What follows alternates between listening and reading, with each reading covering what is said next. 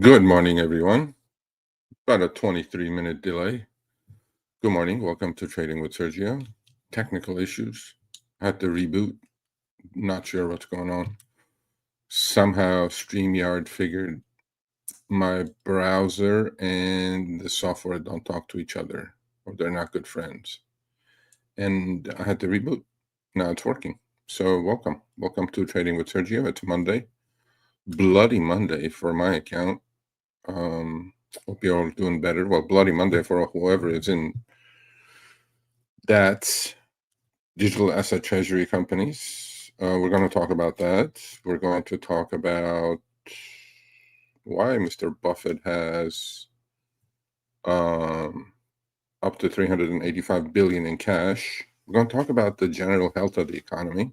We're definitely going to talk about BMNR and SBET and MSTR and all that good stuff. Yeah, we're going to talk about stuff, and we're going to talk about I don't know, economic data is really not that important until the government opens, I guess, but we could. We'll talk about the Mag 7 earnings. We'll talk about how now only 5 stocks are pushing the indexes up as opposed to the rest. You know, we can talk about anything you guys want to talk about. That's kind, Doug. Thank you. You're the kindest person. Before I do that, I want to put up the link if anybody wants to come on. Maybe somebody who's holding the bag like myself on BMNR. I'm not in BMNR. I'm not going to buy BMNR. But here's the link of StreamYard if anybody wants to come on. From X specifically, some of you who still are drawing chopsticks on BMNR. How's that going, folks? Not going to work. Now I have to draw different angles of the chopsticks. That's what technical analysis is about. I'm not making fun of technical analysis. I use it myself, but it's not a Bible. In fact, there was a great interview with Larry Williams over the weekend on some YouTube channel. Just Google Larry Williams, you'll see it. He's a GOAT. He's a GOAT of technical analysis. Actually, he still holds the record for stock competition that he took his account from 10,000 to 1.1 million in a year. 11,000% gain. You know, I mean, he's in his 80s now. You know, a lot of people make fun of old people these days. You know, now they're making fun of Warren Buffett with his 385 billion cash in T-bills. Warren Buffett is holding more T-bills than the Treasury actually at the moment. Why is he doing that? Is he bearish? He has sold stock 12 quarters in a row. And he has stopped buying back his own shares. We know he's retiring at the end of the year. We obviously know there are dozens of money managers within Berkshire. Money gets allocated and gets invested.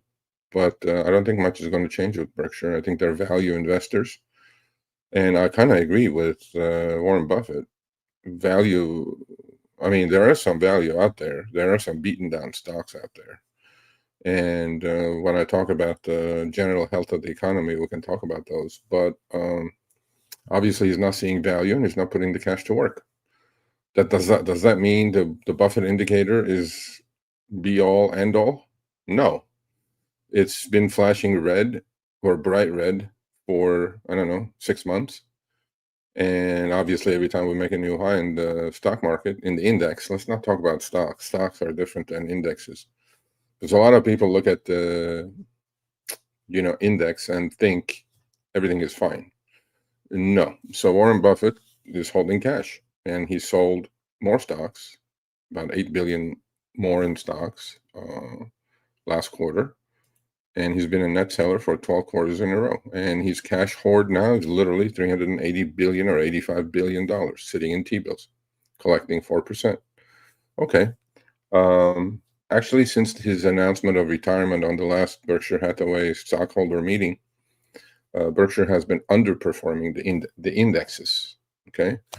We'll talk about the indexes. We'll talk about how indexes are kind of skewed, the way the indexes are figured out, specifically triple Q and SPY, which is most people's benchmark. How they could be making all-time highs and your stocks maybe making 52-week lows, right? There's many of those. So you don't own the stock market unless you have an index fund like SPY or VOO or triple Q or whatever. But most people hold stocks and individual stocks, and those stocks are not doing that well, with the exception of about 10, maybe 20. We all know who they are, which ones they are. But so Warren Buffett is being in cash, and the Buffett indicator now flashing bright red. Actually, as of today, I think it's at 230 or 228. So how do you get to that 228? So what you do is you take the total market capitalization of all stocks divided by GDP. And so let's assume our GDP is 30 trillion, 28 to 30 trillion. And the total stock market capitalization, right, is 228 times more than that. The average is, I don't even want to guess where the market will be if we got back to the average. Average is about 120. So, or maybe lower, I'm not sure. But you guys can understand how bright red, like my hat, the Warren Buffett indicator is flashing red. So is that a good indicator? I don't know. There is also on X again. I must have clicked on it. X algo is out of control. Elon, fix the algo, please. Just because I don't even click on it, just because I watch a video, without sound and anything, because when I'm scrolling and I stay on it for maybe like 3-4 seconds, and then now I get nothing but that. My feed is full of that stuff. Just like my feed has been full of BMNR charts with these ex-furus, doing the chopstick analysis on BMNR. I've been saying this for, I don't know, man, how long, and I'm going to keep saying it. In fact, there's the link. If you guys want to grab the link and come on, specifically one or two of you who continuously adjust your lines, oh, well, now the wedge is broken. Oh, now let's draw this one now. I'm like, it's not going to work. It's not. Chopsticks analysis does not work on ETH. And in fact, if you go watch Larry Williams' analysis, who has his own indicator, by the way, he talks about it. He talks about technical analysis not be all end all. I agree. Technical analysis shows you what happened in the past. Doesn't show you what's going to happen the next second. Doesn't. Whoever says it's lying. Or they have some sort of personal bias. They created this personal bias for themselves. Ooh, look at this breakout. Look at this breakdown. Bro, patterns repeat. I get it. I read charts as well as anybody on the planet. It doesn't work. Sometimes it works. Sometimes it doesn't. But going back to Buffett, there is a new indicator that's hitting my X feed, the Hindenburg indicator. Supposedly, it put out a sell signal. I understand what the indicator is. I really don't pay too much attention to it. For my trading style, which is swing trading and position trading, I'm on a drawdown while the market's going up because my account is concentrated in DATs and positions in DATs. That's digital asset treasury companies. So Hindenburg indicator now, I'm sure, is going to be full. My feed is going to be full of Hindenburg indicator. Okay. Warren Buffett is red. Case-Shiller is out of control. 7 stocks being 50% of market cap. I get it. Pretty high. Very high. Comparisons between, in fact, I have a good video coming out at noon today, so please share and watch. The circle jerking AI is continuing, right? A couple of nosebleed names like IREN and CIFR, they went and got some contracts with Amazon. OpenAI finally did a deal with Amazon, $32 billion. In fact, have you guys seen Sam Altman's interview where he walked off Somebody asked, actually, an actual shareholder asked him, Brad Gerstner, I think, asked him, it's talked that OpenAI revenue is 13 billion, and you guys are spending money like drunken sailors, hundreds of billions of dollars. He got pissed off because our revenue is higher than that, and he said, I challenge anybody to go short OpenAI. I mean, how can I short OpenAI? OpenAI is not number one public. I mean, I don't even know how to do that in the private market, to be honest with you. So he didn't enjoy that question. Look, man, there's a circle jerk going on. Circle jerk, like in this more analogy would be like Goldman gives BofA $10, BofA stock shoots up. BofA turns around, gives the same $10 to JP Morgan stock shoots up. JP Morgan turns around, gives the same $10 to Wells Fargo stock shoots up. And Wells Fargo finally turns around, gives the same $10 to Goldman Sachs, and Goldman shoots up. You guys see the circle jerk? Right, that's what's going on. So it's pretty obvious that's what's going on. And then at some point, though, we have to all think about this. Hundreds of billions of dollars is being spent. When is the ROI going to come in? Where is the return on capital going to come in? How is all this going to affect regular folks, average Americans who are getting laid off by the tens of thousands? UPS, Amazon, right? I mean, this is just the start of it.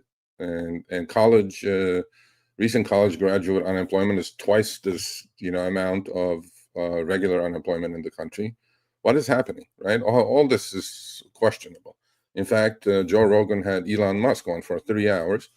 I mean, I like Joe Rogan, but I don't think he understands the intricacies. Nobody pushes these guys. Bro, your product is going to create massive unemployment in this country. What are you going to do about it? And in fact, Elon Musk said it's going to be universal high income. AI is going to create universal high income. Of course, Joe Rogan, being Joe Rogan, didn't ask, well, what does that mean? What does universal high income mean?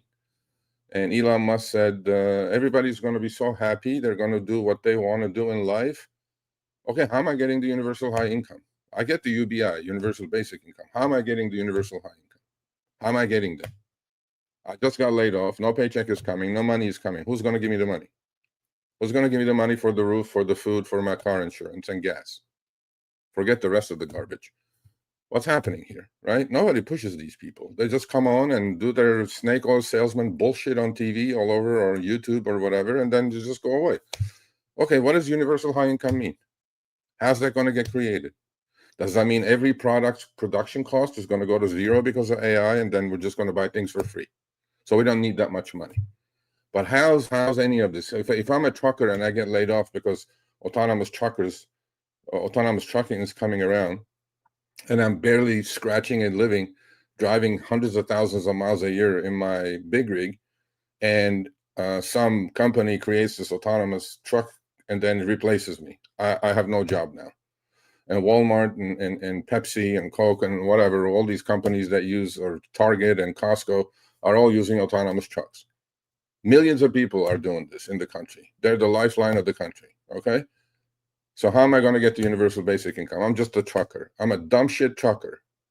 I'm 50. I'm out of shape. I cannot get retrained. I cannot write code. How am I going to get the universal basic income, Elon? I mean, I like Elon, but nobody pushes these guys when they come on, on these interviews, right? Same thing with Sam Altman. I mean, I watched that guy. He looks like a goddamn snake oil salesman to me, right? And he just says his shit and moves on. I'm like, anybody thinking about average Americans? I don't know. Doesn't look like it to me. I guess money and power will do everything. So I'm not venting. I'm not ranting. I'm just telling what I'm thinking. Can somebody answer that? Can somebody answer, how am I getting to universal high income? I don't like UBI, right? I think it's going to create some laziness and whatever not. But my point is in all of this is, this AI thing is real. It's not coming. It's here. We're already seeing the effects of in these layoffs. Amazon, 40,000, UPS, 40, 30,000. These are good paying jobs. These are not minimum wage jobs. Okay. And then people go, oh, the same thing happened with horse and buggy, and then steam engine came and everybody thought this was going to happen. This is not the same thing, people. This is not the same thing. This is way different than that. Way different than that. So how are we doing this? How's this all going to end? I don't know. I'm not pessimistic about it. I want to know. I want to live long enough to figure out what's going to happen to my two kids, one in college, one in high school. I don't know what their future looks like. Although Elon did something that I completely agree with. He said trades are going to do very well. Well, that's why I'm going to take my son last high school year and then forget college. College is garbage. I'm going to put him in some trade school. He literally said that on the Joe Rogan interview, and I 100% agree with Elon on that. He says AI is not going to be able to do things that you can do with your hands. I 100% agree. 100%. All these kids in college, going to college, coming out with $200,000-300,000 in student loans that are going to pay the rest of their life. They can't even get a job. So a lot is going to change in this country over the next decade, without a maybe sooner, especially if AGI comes around. So, I'm very curious about what's going to happen. And then the going back to, stock market, right? 10 stocks. Obviously, we know who they are, which ones they are. NVIDIA's and obviously Palantir's and this and that are just, running the gamut. Okay, NVIDIA, $5 trillion company. NVIDIA by itself is worth more than the stock market of Germany, France, and England. Is it proper? I don't know. I have no idea. The price is the price. But look, AI is going to create some problems for this country. We cannot retrain everyone. And I wish Elon did explain, how do we get the universal high income? This is his quote. He said, we're not going to even have universal basic income. We're going to have universal high income. So income means I do some work, get something out of it. What am I doing? What am I doing? Right? He said, apps are going to be obsolete. Cell phones are going to be obsolete. So is Apple going to go to zero? I don't know. So there is a lot that's going on. But I wish somebody, when they do these interviews, they push these guys a little bit more. But then I understand most of the stuff is scripted and they get questions ahead of time saying that, hey, you cannot ask me this, you cannot ask me that. I get it. But the snake oil salesman bullshit needs to end at some point. And looking at OpenAI, looking at all these circle jerk going on, where's the ROI? How far out are we with the ROI, ROC on this? If I'm a company and like a Meta, let's say, why do you think the stock tanked? Because they're spending ridiculous amount of money on this. There is this spending race going on. We got to get there first. Okay, you get there first. How do you get that hundreds of billions of dollars you spent, and there are 7 billion, 8 billion people on the planet? How do you get return on that capital? The CapEx is nuts at the moment. There's the AI data centers and power generators and things like that. I get all of it. How are we going to get ROI out of that? Most of us are using large language models to ask, instead of Google, ask some questions or whatever. Now, I really, really am fascinated with all this, and I want to see the future, what the future is going to hold, right? And I'm not saying these people are wrong, but they just say stuff and walk away. Well, I have a follow-up. I have another follow-up. I have other questions. I have other questions about my kids. One is a straight shooter and is going to college, wants to become a doctor. A doctor's going to be obsolete. I don't know. I mean, there is talk that large language models should be given medical licenses. What does that do to doctors? I don't know. But no, I there are a lot of questions in this, and I'm just looking at the financial side of it because I trade and I invest, and I'm just not sure these things are investable because I don't see the revenue. I don't see where the capital is going to create some return for shareholders. OpenAI is supposedly looking into going public next year at a $1 trillion valuation. Trillion, folks. Okay. But then if you have only 13 billion in revenue, which he disagreed with, right, with Brad Gerstner, and walked away actually out of that interview, well, that ain't cutting it. That's not going to get you there. We do understand these days things are selling. Companies are being valued at some ridiculous levels, right? Like Palantir. What is it, 600 times sales? I'm not sure. I mean, but again, I'm not bearish. I just want to know. And if I don't understand it, I'm not going to get involved. Best traders, best investors sit. I don't need to chase. I don't need to chase return. I don't need to chase any of this garbage. And because I don't want to hold the bag. So, and I want to understand, but I want to understand. I have concerns about the country. You know, the tech bros in Silicon Valley are just on a bender, and they've been on many benders before, and I don't think they care for the little guy as much.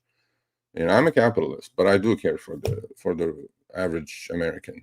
And so, segue. That's why I created my website. Third, I can't believe it's 3 weeks already. Third free newsletter is going out today at noon Pacific. So if you have not subscribed, it's free. I'm not selling you anything. I just want your email so you can start educating yourself.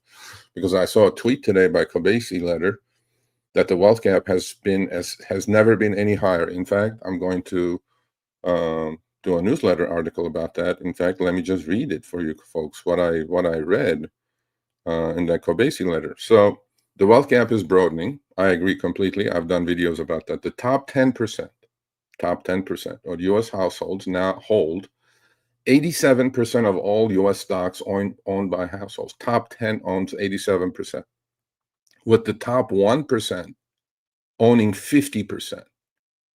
Okay.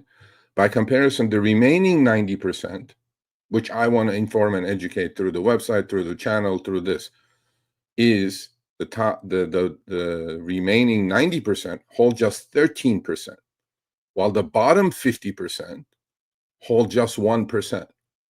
That is exactly why the wealth gap is widening, because these folks need education. These folks need information. They don't need a 6-pack of beer and 80-inch TV to watch the Super Bowl better. They don't need a new iPhone every 3 years on payments from Verizon to live. They need to learn how to invest. They need to learn what the top 10% has been doing. And I don't think anybody is doing that. And I'm going to do my best too. So join me in this journey. Please share. Go to the website. It's www.sergioavadian.com. Click on the blue newsletter. Free. It's free. Okay. Again, I'm not asking for nothing. Just email. I'm not selling you anything. It's not a Discord. It's a free newsletter. But it's all about. So last week's was about compounding. Today's is about, well, it's about ETFs, how you can start going, right? Because this gap right here, this gap is never going to close. And the gap is getting wider and wider. Look at these AI companies, right? Okay, who's investing in those, private or not? Rich folks. Well, people need to learn this stuff. Education, financial literacy is a must. That's the only way this wealth gap is going to close. It's not going to close by Elon's universal high income. It's not. It's not going to close by your employer giving you,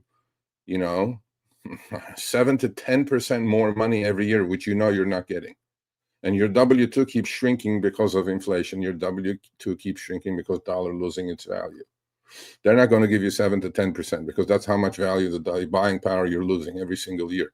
So on top of this, the top 10% control 84.4% of all private businesses and 43.9% of all real estate. Look at this top 10%. How do we get there? Right? We get there by investing, long-term investing, not this charts and day trading and bullshit. Okay. So in total, the top 10% of households reflect 67.3% of the nation's entire wealth. The wealth gap has never been bigger. I agree. And I'm going to do my best to close it on the remaining years on this planet. So join me in this journey. Go subscribe, share the newsletters, and it's going to have something for everyone. It's not just for beginners, obviously, but then that's where the education and information is necessary. People just ignore financial literacy, right? So that's that. What else is going on? We'll talk about BMNR, especially BMNR, because that's the poster child. It's the Tom Lee company, right? In fact, I was on another live stream, and there was this gentleman doing chopsticks on BMNR. I'm going like, what good is any of that? Doesn't make any sense, because BMNR is the tail. The dog is ETH. Now, if you want to do chopsticks, do it on ETH. And guess what, folks? ETH is eating it. It's down to 36.50. Where's BMNR? Down to 1.21 MNAV, folks. In fact, I saw some tweets today. They started talking about MNAV, multiple to net asset value or market cap to net asset value. They finally started talking about it. Okay, so MNAV on BMNR supposedly, because we don't have a count. A couple other companies that I'm in or have traded or I'm trading, have positions on, do have a dashboard that you can go live, check out what MNAV is. MNAV rules. So let's make this clear. Ethereum is the dog, BMNR is the tail. Ethereum is the dog, SBET is the tail. Dog goes, tail goes. Tail is not going to wag the dog. BMNR is not a regular company with earnings, with free cash flow, or whatever analysis you like. It's not a Google, it's not an Amazon, it's not a Meta, it's not an Apple. They don't have a product, they don't produce anything. All they do is raise money and buy Ethereum with it. That's the net asset value. Why should BMNRs be selling at 1.21? In fact, it was much higher. It was 1.6, 1.7. Now it's coming down. Go ask Michael Saylor about his stock strategy.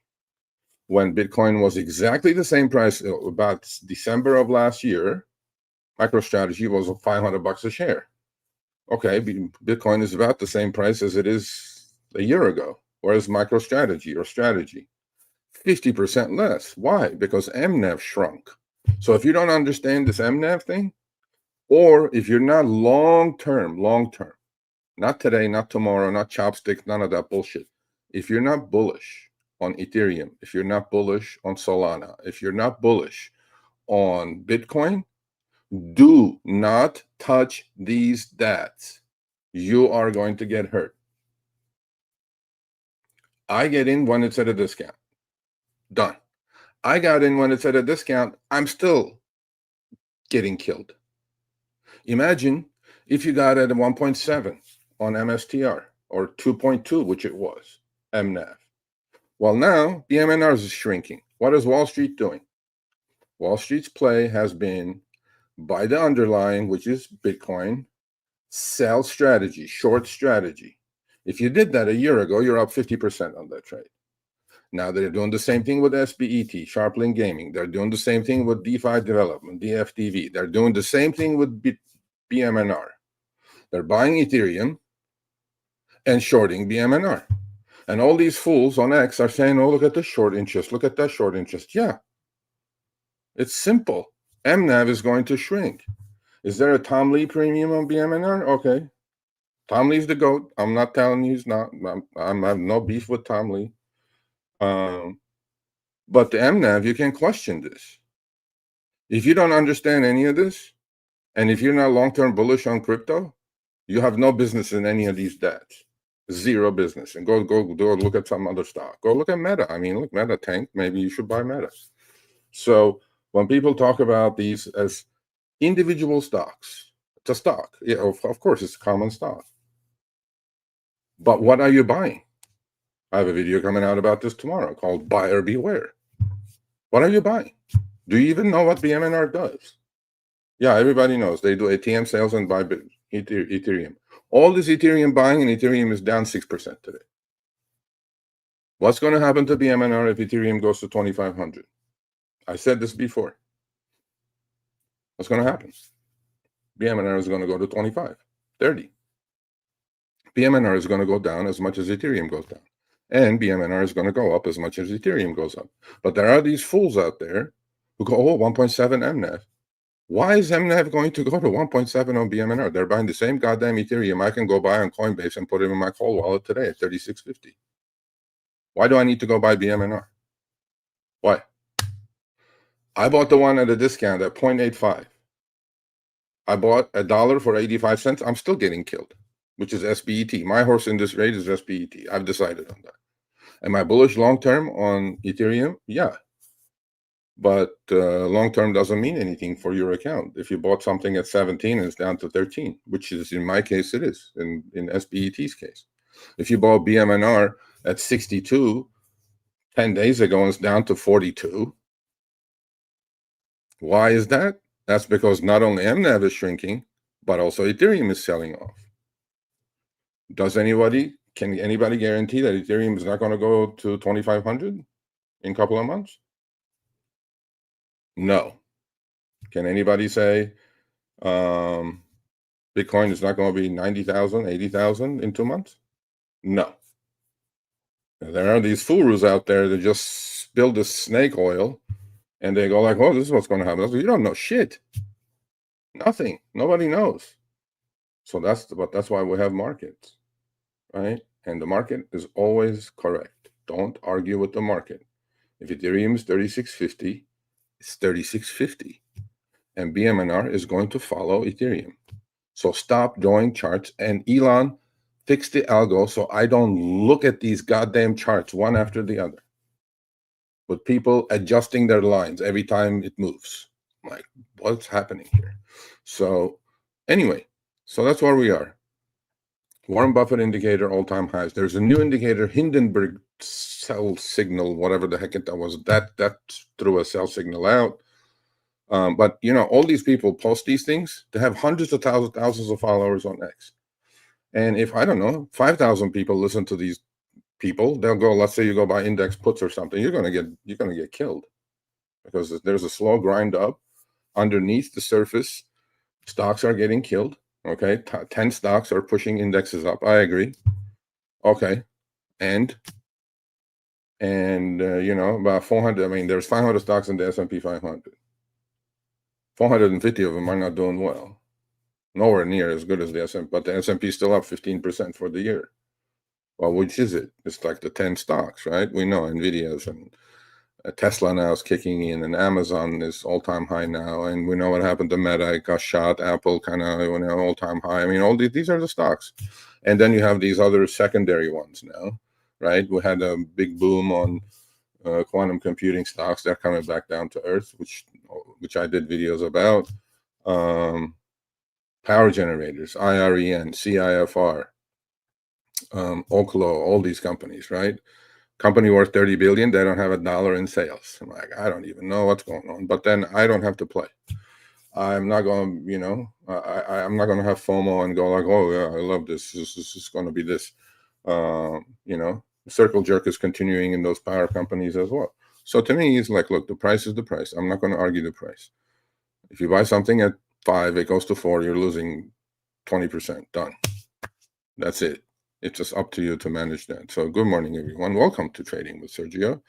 Sorry about the delay. I started about 10:25 today because something went wrong. So Monday's Trading with Sergio, Wednesday's Trading with Sergio, Friday's Power Hour at 10 a.m. Pacific, 1 p.m. Eastern. My members live continues at 4:30 p.m. Pacific, 7:30 Eastern every Wednesday. You know, please go subscribe to the free newsletter. You have about an hour and 5 minutes to get the 3rd edition of the free newsletter. And all the other ones are on the blog, on the website already, www.sergioavadian.com. Please go check it out. Again, I'm not selling anything. I just want to help with financial literacy in this country, because we do educate about anything else except financial literacy, because I think it's on purpose, honestly. At 17, 18, we give these kids a plastic crack, and I go spend. No, don't do that. I'm not against credit. I'm not Dave Ramsey, but you need to know how to manage credit. And if you're not taught how to manage credit, you're going to be in trouble, right? And look at all these buy now, pay later companies. People are buying their groceries on buy now, pay later now. How good is the economy? I don't know. Go to Fred, Federal Reserve Economic Data. Look at the auto loan default rates. Look at the credit card default rates. I don't know. There's a lot of mixed signals, and that's why the underlying 450 stocks are on the S&P 500 are not doing anything, while these top 10 nosebleeders keep, you know, helping the indexes out. So there you go. I don't know, but I think I said my piece. And then good morning, everyone. What is going on? Doug, you're the best, man. Doug is the gunslinger. He's having a little drawdown like myself. Yeah, please go check that out. If you guys have a link, post it on the chat. Larry Williams was being interviewed by Young Gun. He's 83. He looks pretty sharp to me still, but yeah, I mean, he said everything that I say, and maybe I'm an old timer. That's why. but I agree with pretty much everything you said. All right, Justin, what are your thoughts on each lately? Long term, I'm bullish. Short term, I have no idea. I mean, I have positions. I'll go through it. Long term, I'm bullish. Yeah, I think the network effect and then the abilities for a lot of transactions to happen on the network is going to be immense. But day to day, I don't have a short term outlook. Long term, I'm bullish. Could it go to 2,500? Yeah. But if you're just listening to Tom Lee and if you're listening to some Furu on X and go and buy BMNR or whatever, God help you. I don't think you should do that. Long term, I'm bullish, yes. Universal high income.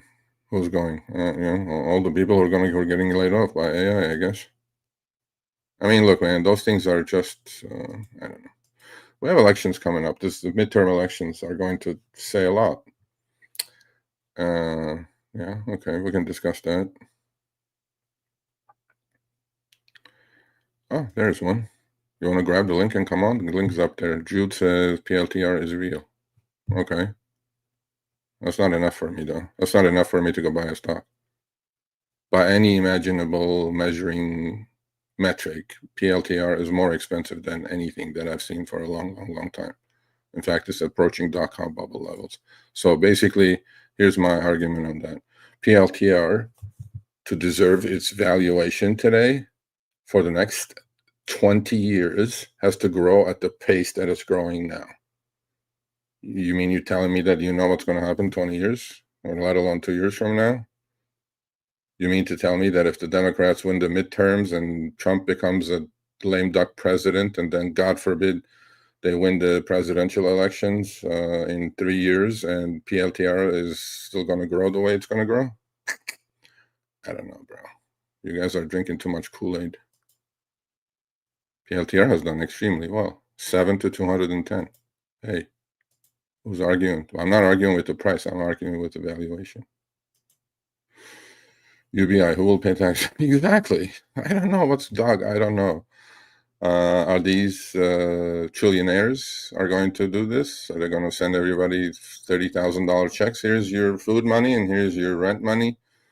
And then now you can go fishing all day because we feed you and we put you under a roof. Okay, what's the purpose of life then? If AI is going to do everything, what's the purpose of life? Why am I existing? What's the purpose of my existence on this planet? And they all do the snake oil thing. They go, look, now you can do for 24 hours, you can go play golf. I'm like, that's fucking boring as shit. Or they go like, oh, now you can do anything you want to do in life that you have passion for. And that's going to earn me money? That's going to get me to universal high income? I have no fucking idea. I have questions. I wish somebody would just come on and talk about these things to me. Elon, I know you won't, but why don't you come on and I'll interview you.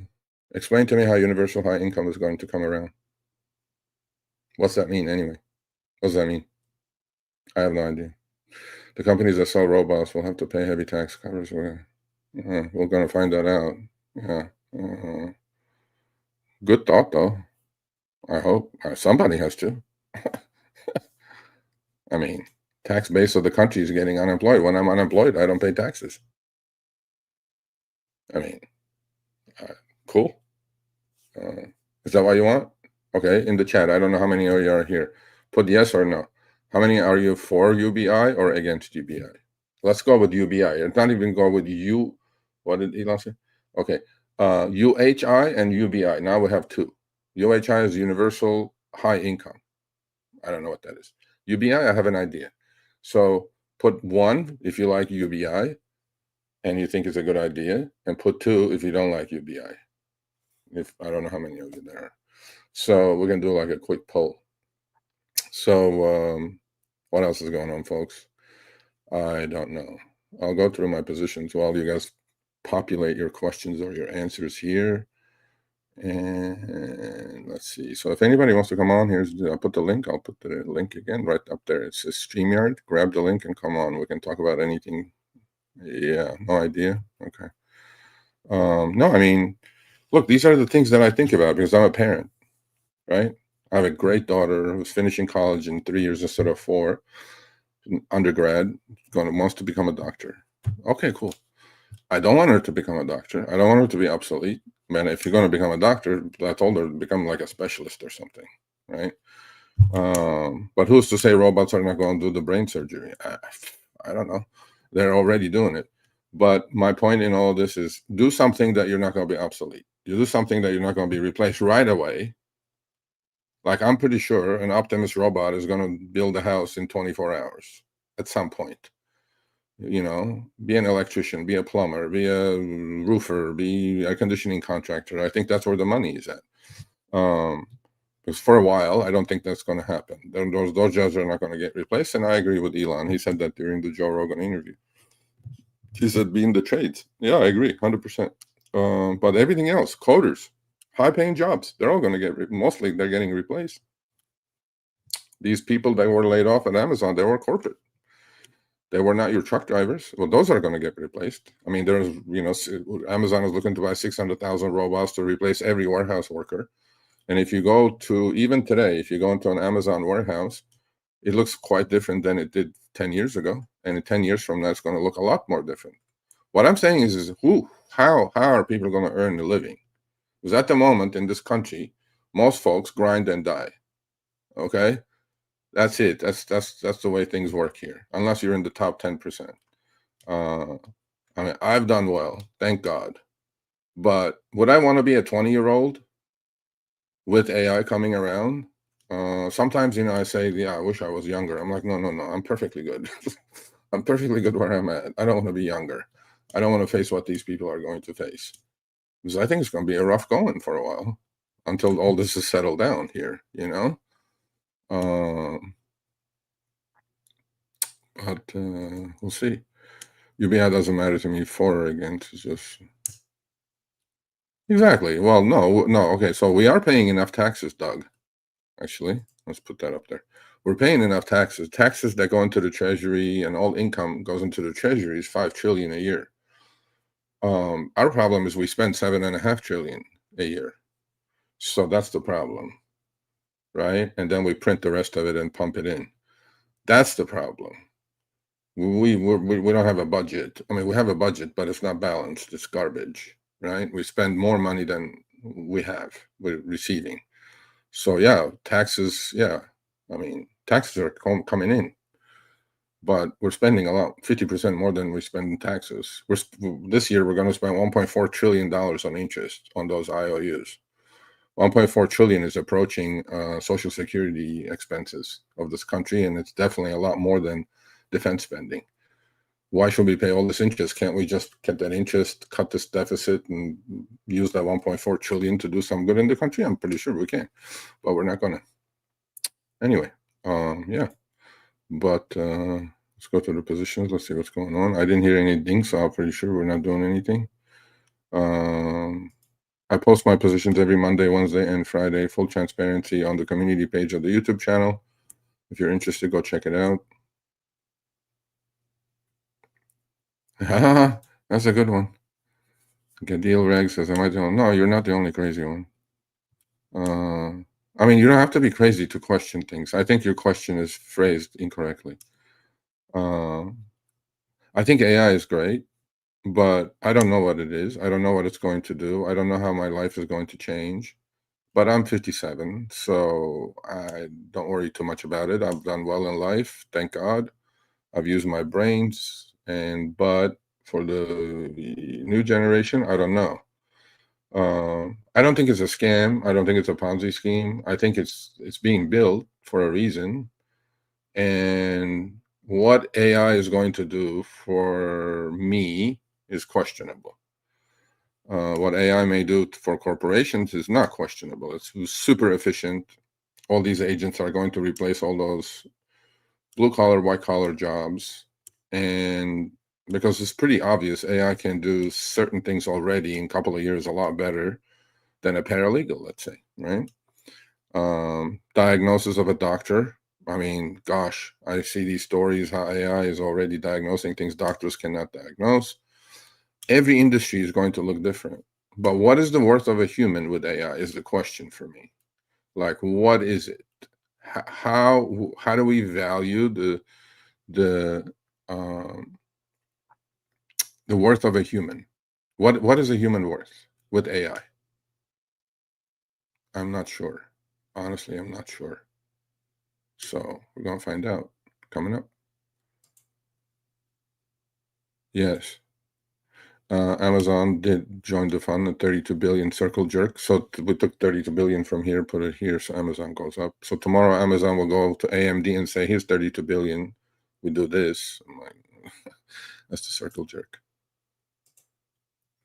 Things are already changing because of AI ML. Absolutely, yeah.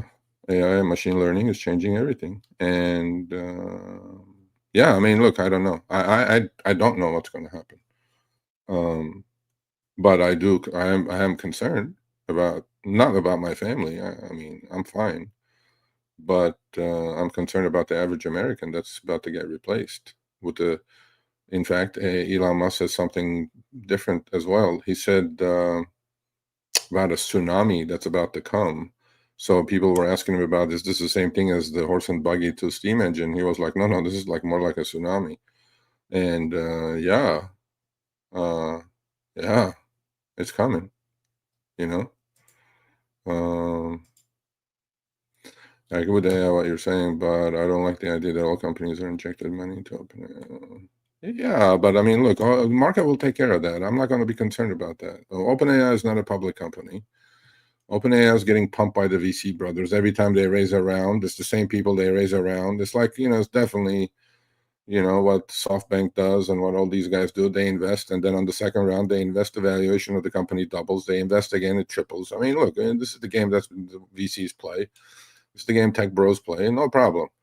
But everybody is in here now. AI is coming, folks. What's the effect of AI on Silicon Valley, and what's the effect of AI on the rest of the 300 million Americans?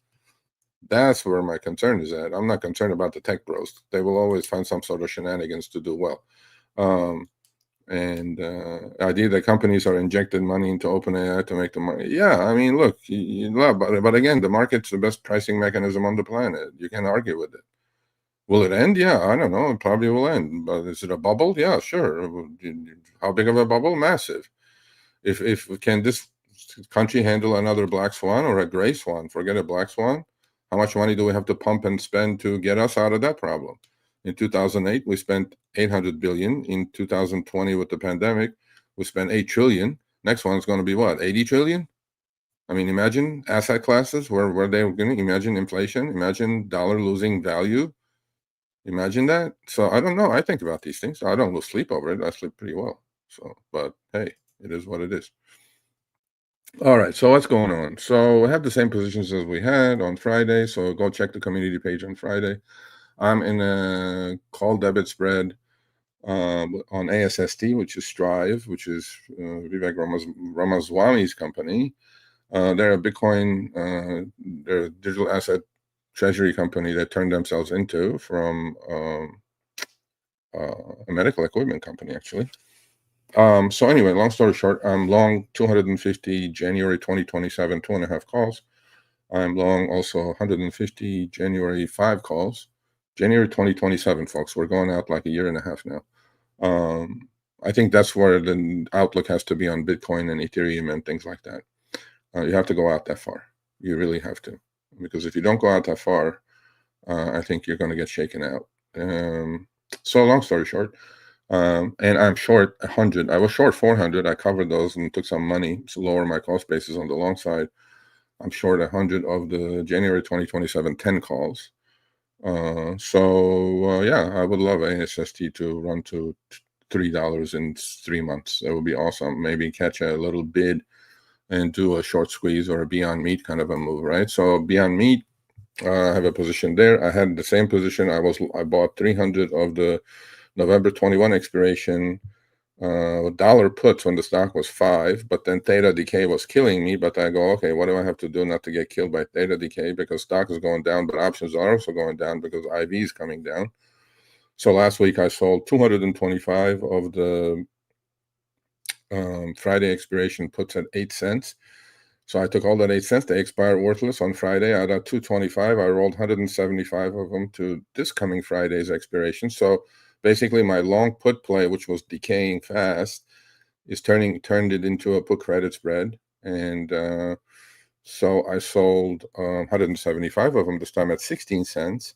So basically, a losing trade turns into a profitable trade. If you know what you're doing, you can do a lot of these things and manage and create, turn losing trades into profitable trades. So I added 1,000 shares today to FTHM. I'm long 14,000 shares of FTHM now. Average cost $1.66. I bought another 1,000 shares at $1.35. It's 144. I like this company. It's a spec play. I had another order at 130. I'm going to cancel that because I don't think that's going to get done. So I'm up to 14,000 shares. I'll accumulate some more. Earnings are coming out next week. That's Fathom Holdings, FTHM. METC is Jamaco Resources. This is like a coal and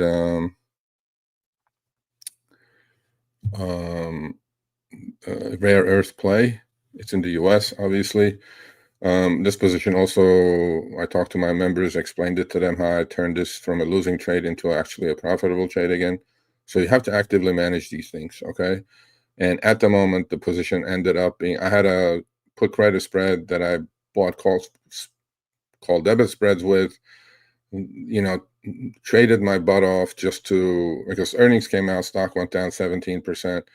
Well, when that happens, right, your put credit spreads are going to go against you. Your call debit spreads are going to go against you. You're going to lose money. Well, on this one, I'm actually profitable at the moment because out of all the shenanigans that were going on, I turned this into a naked strangle. I'm short the 25 puts, and I'm short the 47 calls expiring on November 21st. 10 lots each, not a big position, but combined, I took in 210. They're down to about $1.50. Just have on this one, I let theta decay help me as opposed to anything else. I'll probably close this by the end of this week, maybe middle of next week, if I can cover them at 60-70%. So that's what. Here's my big bag that I'm holding. SBET, right? So I bought this when MNAV was 0.85. MNAV is still 0.85, but Ethereum is $1,000 lower. So when all these people who go, oh, look at this chart, look at that chart, I'm like, yeah, I paid 17, 18 for the shares. It's down to 13, right? Okay, and then I have 80 put credit spreads, going between 15 and 12.5 put credit spread going out to January 2026. Those are eating it a little bit, not much, but a little bit. Thank God I did it with a put credit spread as opposed to just selling puts, buying calls as like a synthetic. If I hadn't done that, right, define risk trade, because I always look for the downside. If what's my downside, and then with that money, I went and bought 85 now. I bought 5 more today. I bought 85 January 15 calls, but I had this started as a call debit spread, covered the short leg of the call debit spread with profits, because when it goes against you, I was in the 15-25 call debit spreads, bought the 25s bag, took some money out of it, but still losing shit ton of money on the stock, right? But then last 3 weeks I've been selling weekly. This is weekly options, thank God. I've been selling weekly options at 5, 6, 8, 10 cents at a time, so lowering my cost basis on the shares. I only do weeklies. I don't want to sell 6-month out calls, not a goddamn chance. I am picking up pennies in front of a bulldozer, although I am doing that. But then, last week I had sold the 17s. This week I'm trying to sell the 15s at a nickel. And, all these nickels and dimes on a long-term positions will help you. Trust me, folks. And last but not least, the 2X ETF on Solana. I am long 50 of the November 21 calls, just a straight directional, although this position was a call debit spread. I covered the short leg, took some money out. It's not as bad as it looks, but then, obviously Solana is eating it with Ethereum, with Bitcoin. So, yeah, that's where the positions are at. I would like to actually sell some more beyond puts, have a little bit more balance, but then I turned it into a profitable thing, right? Stock is 148. They delayed the earnings. Earnings were going to come out. How many bag holders were created? So combined, if this stock is below 150, let's say, combined, I took in 25 cents. I do not mind getting assigned 17,500 shares of Beyond at 150 on Friday. My long puts will protect, and I'll immediately turn around and sell 1.5 calls. And it's a profitable trade at the moment, and I'm just going to hold as it is. Wait until Friday, see where things are ending up. Yeah, that's where we are. I'm not going to add much. I have 65, maybe close to 70% cash in the account, and I'm just going to hold, keep my powder dry. If I need to add, I'll add, but then I don't think I'm going to add to SBAT. Yeah, I don't want to. I mean, at this point, yeah. I mean, the put credit spread are not at max loss, but pretty close. But I'll take in 160. So my max loss is 250. An extra 90 cents I'm playing for 3 months. Okay, do I think Ethereum is going to be 8,000 like Tom Lee says by the end of the year? From his mouth to God's ears, I don't think so. But you never know these things. So yeah, that's what we're going to do. We're going to keep selling calls, and when January comes, we'll make a decision. On Beyond, we're just going to hold until Friday. If the stock is above 150, the short leg of the put credit spread will expire worthless, taking in credits. The long side is protecting me. If I get assigned, no problem. I'll sell the calls, 1.5 calls. There's still 290 to 330 IV on these short calls and puts. I'll make some good money with that. Strive ASST we're going to hold. There's not much to do, really. Just, market's going to do what it's going to do. The only thing I will take action on is cover my strangle. If I get to 50, 60% on METC, I'll cover my strangle. So I'll go back to the front, answer some more questions. If somebody wants to come on, you're more than welcome to, and explain to me what universal high income is. No. Okay, give me like a minute, folks. I'll be right back.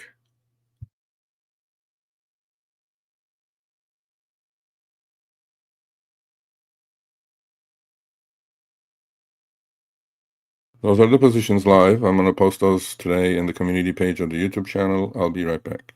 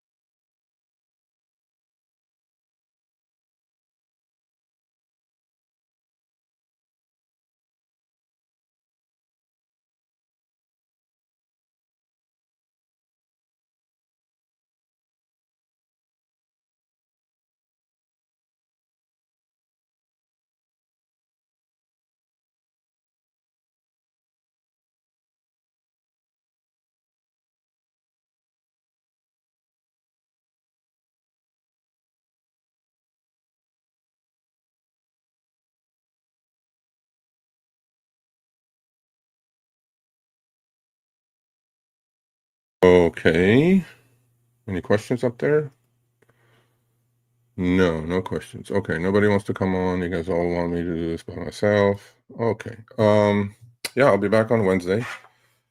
What else is going on? I don't know. I can hang out a little bit more, another 10 minutes.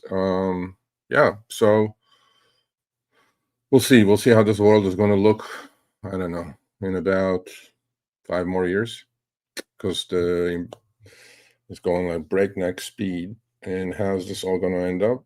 How's it going to be? I don't know. We'll just day by day, I guess, right? As far as trading. I put the positions up, answered the questions I need to answer. If anybody wants to come on, grab the link. We'll chat for 10 minutes.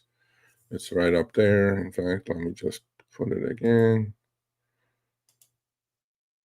Yeah, I want one of those BMNR chopstick guys to come on. Look, I do like technical analysis, but technical analysis just tells you the past. It doesn't tell you what's going to happen in the future.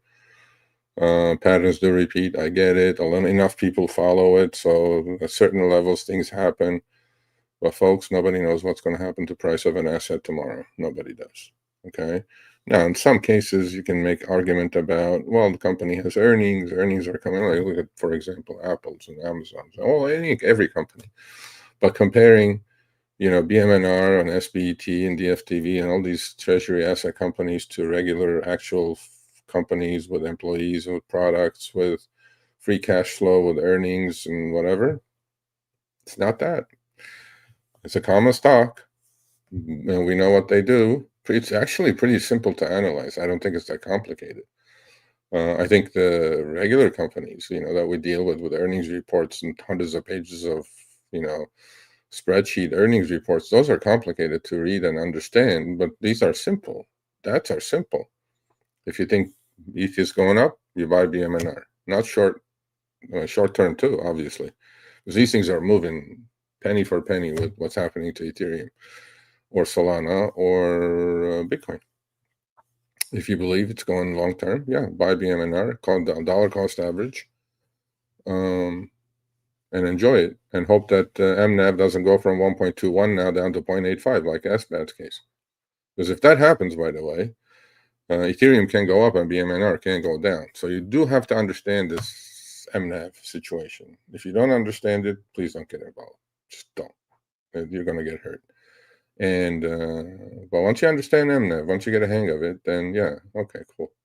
Then you can trade, you can invest, you can do whatever you want to do. But don't do it just because Tom Lee's involved. Don't do it because some YOLO or on YouTube or whatever he told you guys to do it. And just, do your due diligence. That goes with financial literacy, right? I mean, financial literacy is key. You got to understand what you're doing, what you're buying. I do. And again, I do, and I'm still losing money. Figure that out if I didn't. So, for example, in my SBAT position, if I didn't do put credit spreads, just sold puts, I'll be losing twice as much money. I have a great video coming out on this week too, by the way. There's a lot of folks out there on Xland and YouTube. They go, oh, selling puts is great. Selling puts is great. Yeah. Okay. No. Selling puts is not great if a stock tanks. Selling puts is great if a stock keeps going higher. And again, why don't you just buy the stock? Selling calls is great. Oh, no, selling calls is not great. Selling calls is whatever. Picking up pennies in front of the bulldozer. And then you watch the stock double after you sold the calls and you got called away. Look, all of this has its time.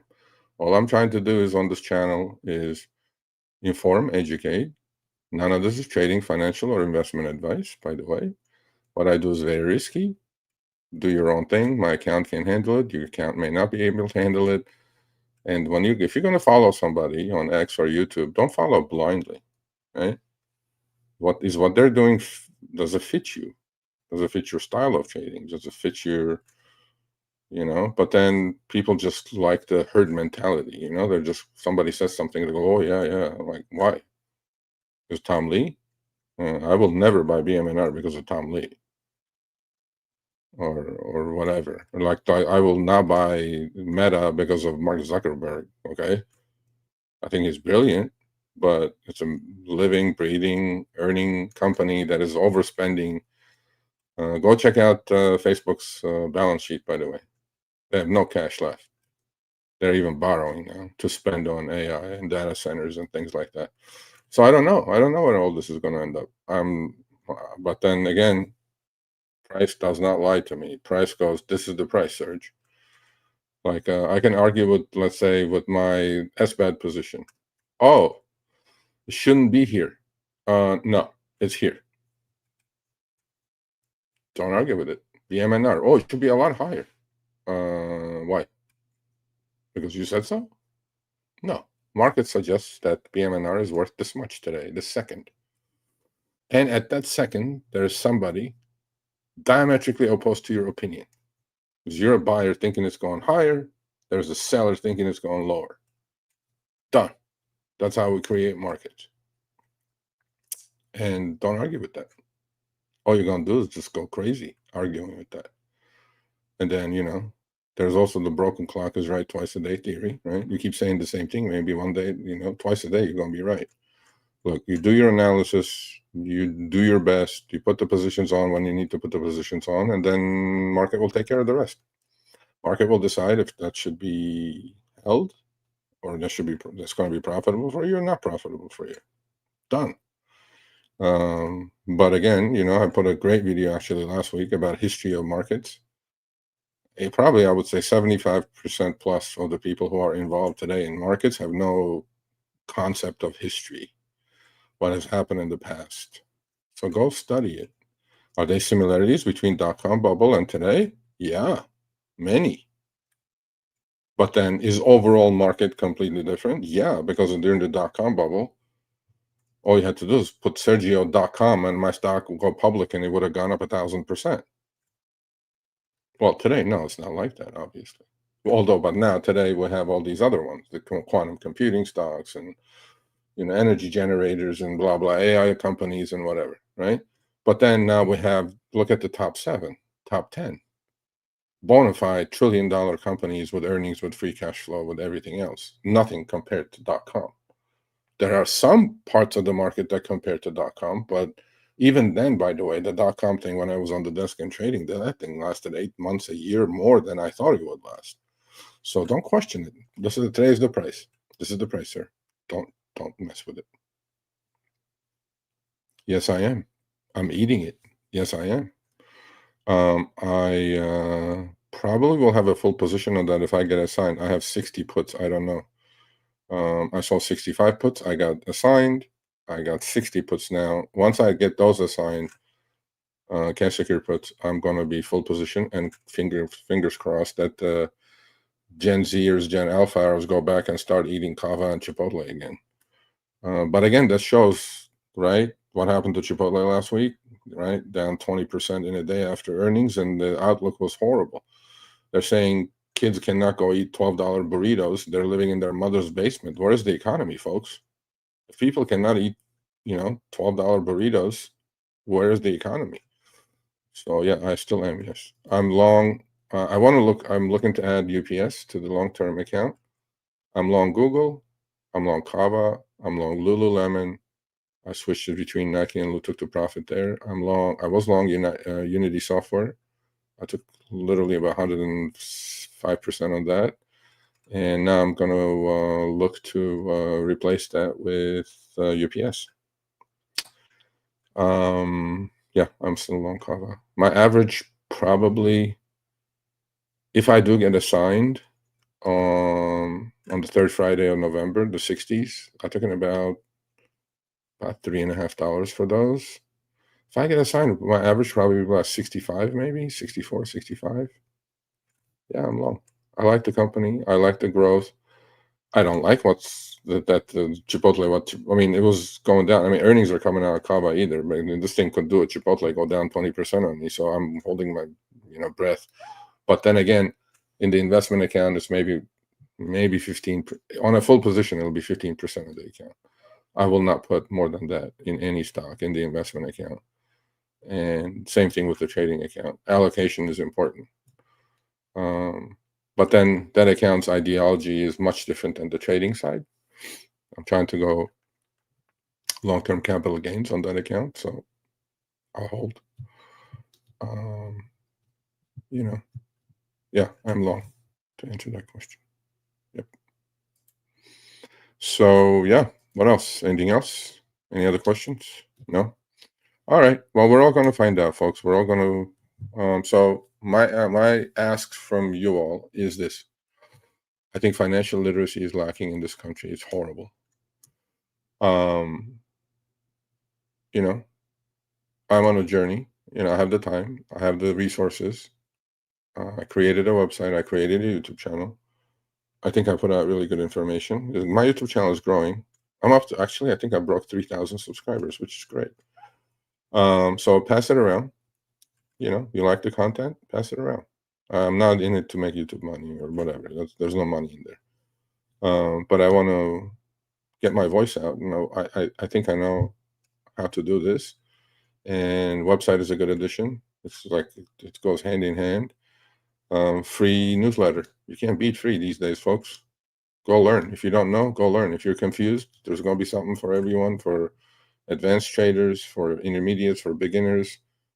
But you got to invest. It's the bottom line is this: you got to invest. Market's high. Okay, market's high. Go look at a 10-year, 20-year, 30-year S&P 500 chart. Long periods of time. DCAing works. Passive investing works. Now, some people say, well, it's just keeping pace with inflation. I need something more. Okay, then you just open a trading account. And then with the trading account, if you're doing 3, 4x, 5x of the benchmark, then you can kind of balance things out. But, DCAing works if you cannot pay attention to this like I do. Yeah, just DCA every month. Put $100, $200, $300, whatever you can put in. Yeah, I want to have a fair financial literacy. I want to warn people that if you don't invest, you're going to be left behind. And the Kobesi tweet today kind of proves it, right? The wealth gap has never been larger in this country. Why? Because the wealthy know what to do. They've known what to do for a long, long time. They accumulate hard assets because the government's gaslighting you, and your dollars are losing value every year. You have to keep pace with that. Okay, like this year, S&P 500 is up 15% so far. Dollar has lost 10% of its value against the basket of currency. So take that 10% out, you're up 5% net. So you're keeping pace with it. Or real estate, or gold, right? Well, crypto is not doing anything for about a year now, but we'll see. But if you look at cryptos for the last 12 years, look at the yearly average return, right? So you have to be in some sort of asset protecting you from all this gaslighting and from all this debasing and from all this devaluation of the dollar. Now, unless you have a job that's, you have a small business, you call your shots, you can name, you're not affected by higher prices, of course, that's a different story. But most of Americans, they collect a paycheck and everything has gone up 3, 4, 5x, from health insurance to car insurance to, rent to all this stuff. I don't think they're keeping pace, and I don't think they're understanding it, that they're not keeping pace. But then investing is difficult, right? It could be made very difficult. It could be very boring, I don't know. But it's been democratized by Robinhood. So I think there's so many more tools out there. And to me, it's just, you got to start. You have to start. There's no better time than today. Because if you don't start, you're going to be left behind. And then 5 years later, you're never going to be able to catch up. Doesn't matter how old you are. Younger, the better. But wherever you are in life, you got to start. And don't come to me and say, after the paycheck, I have not a penny left at the end of the month. Maybe you should do a tighter budget.